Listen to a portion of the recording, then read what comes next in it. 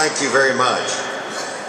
I appreciate you all being here today because there's important business going on and you need to be a part of it. Kentucky's senior population needs to be a part of it. You know, in many cultures, the highest levels of respect are reserved for those who have grown old. But here in the United States, too many people see the elderly as a population to be shunned off and hidden, to be ignored, to be neglected, and even worse, to be taken advantage of. And you know, the older I get, that becomes even more offensive to me too.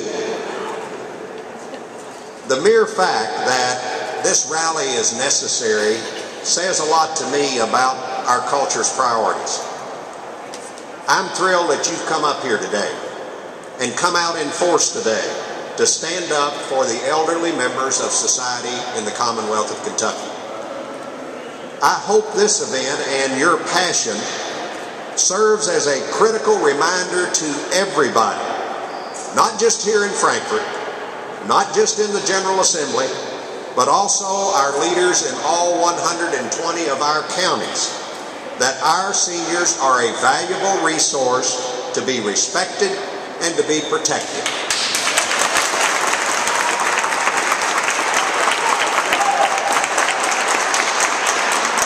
Yes, we are living longer lives, and we are able to contribute to society in many ways. But as we all know, there is also a large segment of our senior population who cannot take care of themselves, or at least need a little help. That's why last week I joined with members of both houses of the legislature and both political parties to call attention to some critical legislation being considered during this legislative session. We call this group of legislative measures the Safeguarding Our Seniors Initiative.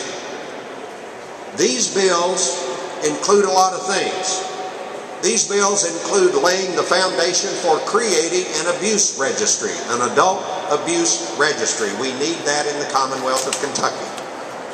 Preventing people who financially exploit an adult from benefiting.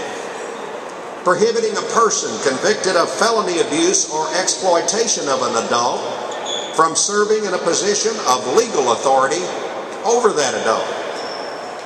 Guardians, dealing and coordinating the duties of guardians among states to help when people move or get care in another state. Requiring annual criminal background checks of staffs at personal care agencies. And requiring criminal background checks for all employees of nursing homes and assisted living facilities.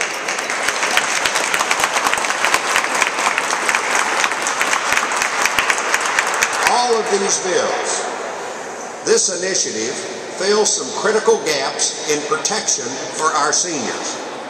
And I'm going to be working with legislators on both sides of the aisle to win their passage.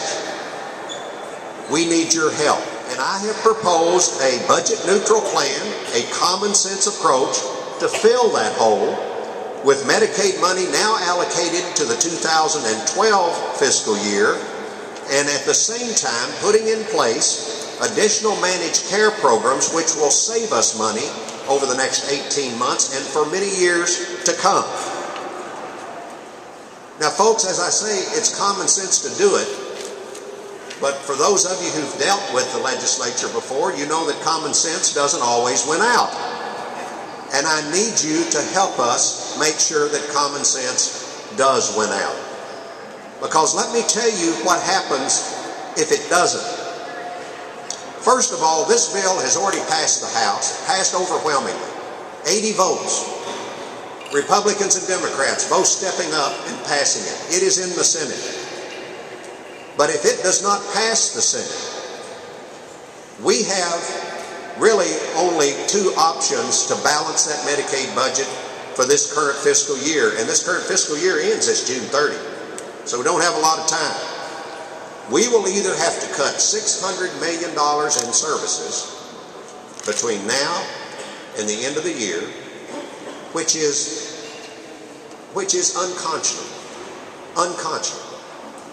Or you know what we'll have to do? We'll have to cut the reimbursement rates for providers by 30%. And by that I mean our rural hospitals, our hospitals all over the state, our nursing homes, all of the different providers that provide you and others their care. I want to tell you something. If we have to cut provider rates 30%, some of the rural hospitals will close. Will close.